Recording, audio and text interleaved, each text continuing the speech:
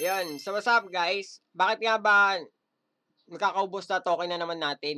Okay, nagkakaubos token nila, nagkakaubos token namin or yung mga seller. Dahil dito mga tuwing may darating na event dito, una-unahan talagang makakuha ng mga divine pet, prismatic pet, katulad niyan, 0.5% yung Empress B.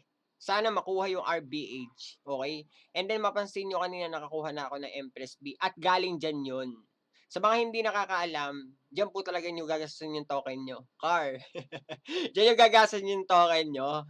Hindi naman, hindi naman sa gano'n. Huwag niyong gastusin yung token niyo diyan 'pag hindi niyo kaya dibdibin yung gastos diyan. Pero, mga kuya, 'pag pumaldo naman kayo diyan, sa may mismong honey egg na 'yan or dun sa may shop 'pag bumili kayo, ay 'pag pumaldo nakakuha kayo ng mga RBH, mababawi niyo din naman.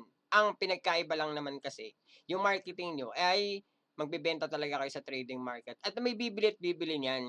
Ayan oh, tignan niyo naka-hatch ako ng Empress B mga and then bahala na kayo kung ano pa iisipin niyo pero 'yan, panoorin niyo na lang 'yan at meron pa akong makukuha diyan na hindi niyo inaakala.